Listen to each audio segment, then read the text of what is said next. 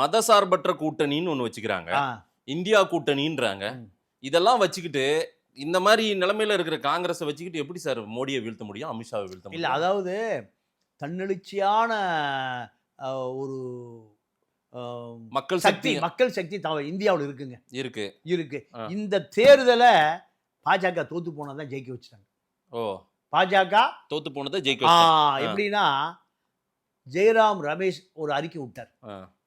UP, MP, ராஜஸ்தான்ல 75 மாவட்ட ஆட்சியாளர்களை உள்துறை அமைச்சர் அமித்ஷா மிரட்டினார். ஜெயராம் ரமேஷுடைய அறிக்கை என்ன, ஜெயிக்கிறதா தோக்க அனௌன்ஸ் பண்ணிருக்கேன். இது பாஜக சாதாரணமா செய்வோம், அசால்ட்டா செய்வோம். காங்கிரஸ் எதிர்கொள்ளக்கூடிய வல்லமை ஆளே இல்ல. நீங்க காங்கிரஸ் எப்ப அழிய ஆரம்பிக்குதுன்னா, சோனியா அதிகாரத்துக்கு வந்த பிறகுதான் காங்கிரஸ் அழிய ஆரம்பிக்குது.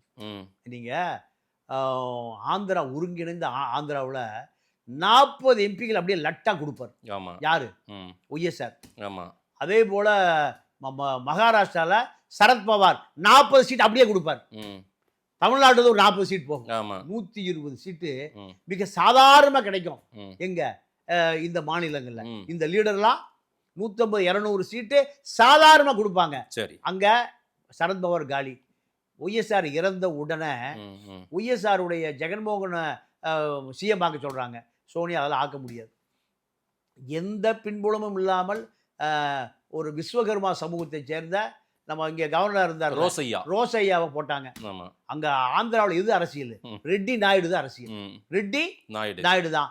ரோசையா விஸ்வகர்மா சமாளிப்பாரா? இல்ல, ஒடியான்ட்டாரு தமிழ்நாட்டுக்கு. அப்போ சோனியாவுக்கு அரசியல், இந்திய அரசியலே தெரியல.